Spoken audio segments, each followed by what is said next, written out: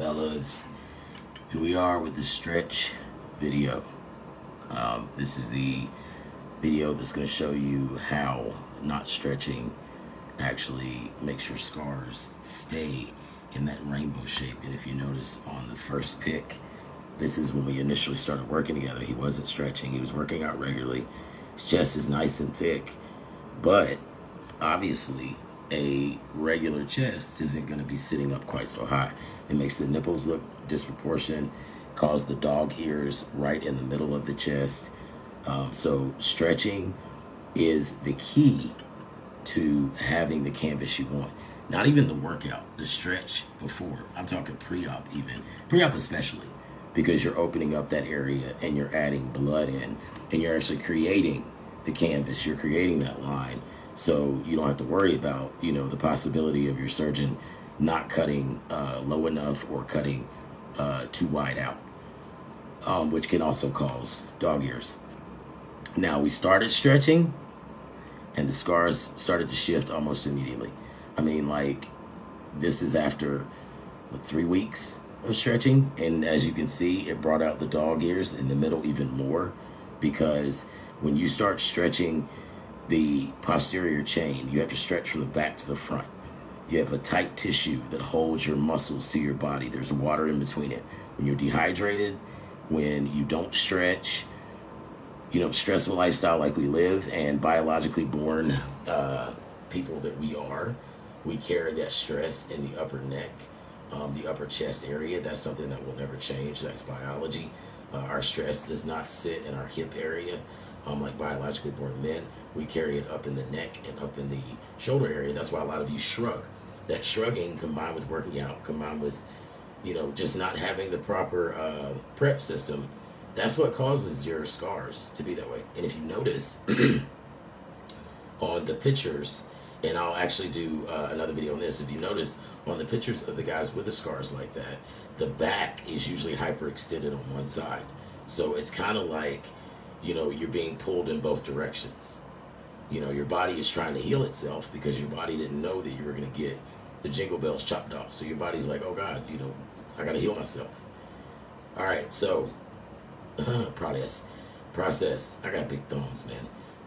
So it is a process, and this is a process. You got to remember, guys, this is the rest of your life.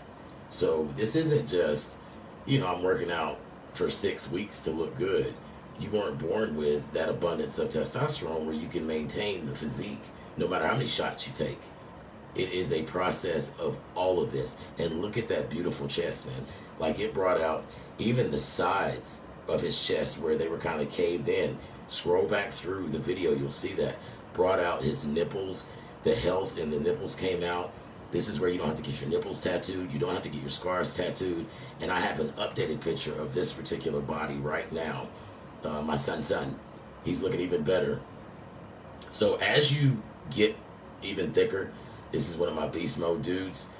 Beautiful chest already, just like the last one. Great body. He started out, you see his chest was already low on the left, but he didn't have much upper chest, which is good. He trained his lower chest like you're supposed to, prepared himself right. But when we started working together and we started balancing things out, I did this too, trying to take shortcuts and not stretch. Stretching is arduous, it's tedious. I used to think stretching was for girls, and guys didn't have to stretch. The guys that I worked out with, they didn't stretch. I started out with a bunch of 240, 250 pound powerlifters and bodybuilders that showed me my way in the 1990s. And I never saw my dad in them stretch. Well, stretching is important, as you can see. But as he's getting bigger, you'll see on the right, and I left it intentionally right there because you see where the scars really start to slant. And that's because, as you see, the upper chest, where he didn't have any mass before, is growing. The lower chest then starts to pull because we're not born with that pec muscle there. So your body is going to adapt because there's not an automatic muscle there. The shift upward can lead to massive shoulder issues. You have muscles called scalene muscles that connect your neck to your collarbone. Your shoulders are connected to your biceps. They're connected to your neck. They're connected to your upper back. They connect your mid back to your chest. There's a lot that goes on, and our bodies are especially different because of the way that we were made. We were made to hold a whole nother person. So we're durable. And that's an awesome thing because that means that your body will adapt very quickly. And a little bit of stretching is going to fix his chest as well. Nice block pecs too. So some stretching, drop it like a half inch, drop it like it's hot, drop it like it's hot, and the t-shirt will stick out. And now, some stretches. I'm going to keep it really simple because that's what it should be. The first one's the chest stretch. I'm not leaning against the wall. My hand is on the wall. All of my fingers are open nice and wide. For the back, I usually just grip the wall, the inside of the door frame, and I let myself hang. And then I drop my legs back. I'll bring my upper back up sometimes, but that would have been a little too hard. For this one, hand in the doorway and turn the hip. When I was pointing my leg, turn the hip, keep your shoulder down, and turn in the opposite direction. You always want to put your hands behind your back, palms inside of each other, open up that chest nice and wide, press it to the ceiling. For the upper back, I always stretch out my upper back because that's where the push and the pull comes. Upper back and the chest, they connect. Dog ears, all of that. Remember the back fat with the dog ears? That's all relative. I do lower body stretching because your posterior chain, like I said, the back of your body controls everything from literally the base of your scalp to the top of the Achilles. There's like just a piece of like rubber band that holds everything in place. This is your QL. Everybody meet QL. QL, everybody. I've talked about you a lot. Your QL, top and body. The top and bottom holds it together. Why is our QL so important? Because what do you carry in the middle? Ding, ding, ding, a baby. Chuck, tell him what he's won. No babies. Yes, I've won no ovaries. All right, massage gun therapy. So this gets deeper, of course.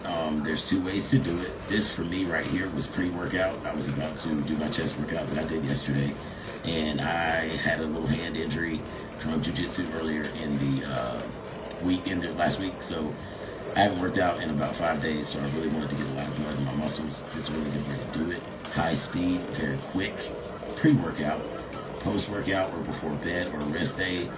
Varied speeds for varied spots, more focused and slower. I'll show you because I'm going to do a rest day stretching yoga video because it's different than this. This is stretching before bed, stretching before your workout. You don't really want to deep stretch before your workout. But these stretches, guys, they're in your plan.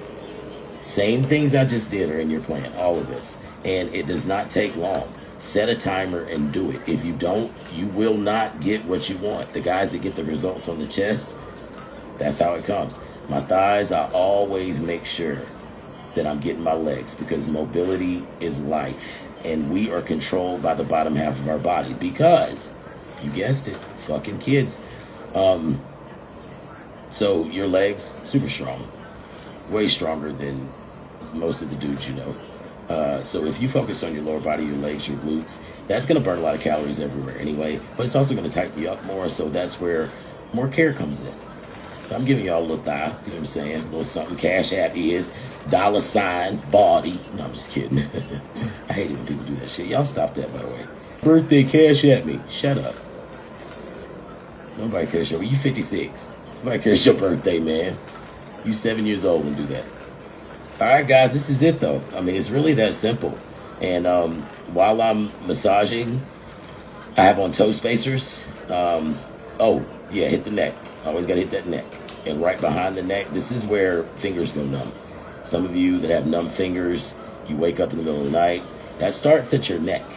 Your nerve tree starts at the base of your neck, and it goes down like a Christmas tree to all of your muscles. Each muscle has a nerve that touches it. And if there's a nerve that's cut off at the top, it's kind of like a water hose. You turn on the water hose full blast. If it's got a kink, then only a little bit of water is going to come out the end. Same thing for the blood with your joints. I mean, your shit. The blood going to your muscles. That's why they go numb. The nerve gets cut off. They can't signal for blood to go. Nerves, your nervous system is command central. Your endocrine system is connected to your nervous system. Guess what your endocrine system is made of? Your freaking hormones. Now get on top of your shit. But I'm wearing toe spacers. Toe spacers keep the toes separated the whole time. Body alignment. Do them